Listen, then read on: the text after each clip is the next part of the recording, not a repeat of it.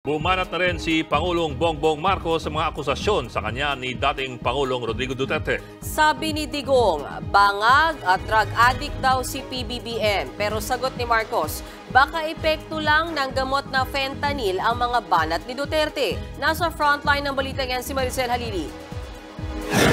Si Bongbong Marcos bangag noon. Ngayong presidente na bangag natin ang presidente. May drug addict tayo na presidente. Well, I think it's the fentanyl.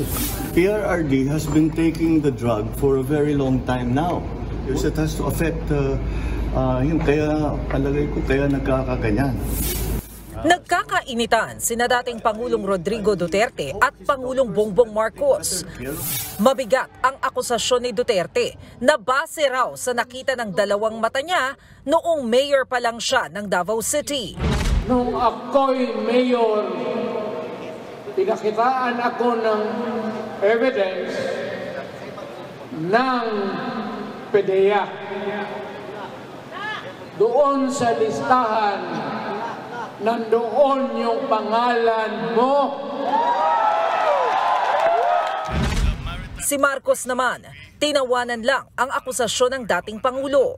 Sir, can you categorically deny that you're involved in drugs para matapos lang yung... Don't even dignify the question. Kung Philippine Drug Enforcement Agency o PDEA naman ang tatanungin, mula pa nang itatag ang kanilang ahensya noong 2002, hindi kailanman naisama ang pangalan ni PBBM sa kanilang drug watch list. Kahit pa noong panahon ni Digong, wala sa watch list ang kasalukuyang Pangulo. Sinigundahan din ng PNP ang PDEA. On the part of the PNP, sir, we have not seen any document or list na nandun po ang pangalan ng ating presidente. President Ferdinand Romualdez Marcos Jr. is not in its watch list, contrary to the statement of former President Rodrigo Duterte. Ang dati namang presidential spokesperson ni Duterte na si Attorney Harry Roque dumipensa sa pananabla ng PDEA. Wala naman siya sinabi kasing watch list. Ang sabi lang siya, nagpakita ng ebidensya.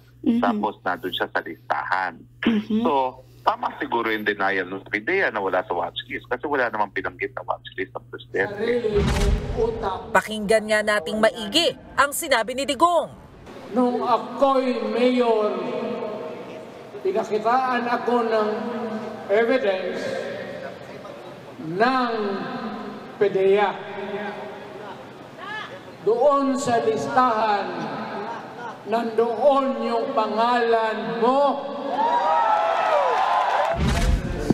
Dagdag pa ni Roque, dapat klaruhin ang mga aligasyon dahil isa raw itong impeachable offense. Ibig sabihin, posible itong ikasibak ni Marcos. Bilang presidente, siya dapat nagpapatupad na pinagbabawal ang paggamit ng ang mga pinagbabawal na droga. Kapag siya lumabag sa batas, yan po ay betrayal of public trust.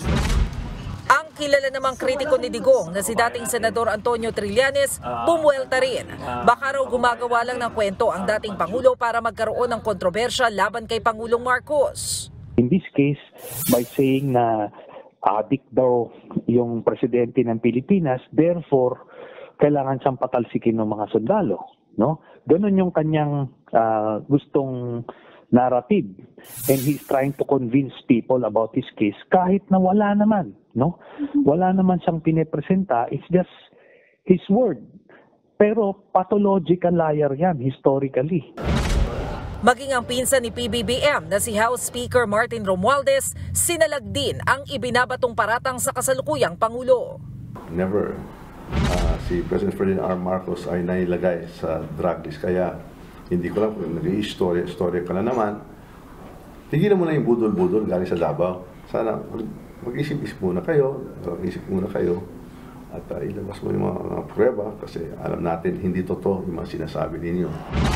Ayon sa grupong Anak Bayan, pareho lang namang adik sina Duterte at Marcos. Adik daw sa kapangyarihan at yaman na dapat ay sa mamamayan. Nagbabalita mula sa Frontline, Maricel Halili, News 5. Mga kapatid, Lucy Cruz Valdez po, maging maalam at may pakialam sa mga napapanahong balita sa bansa.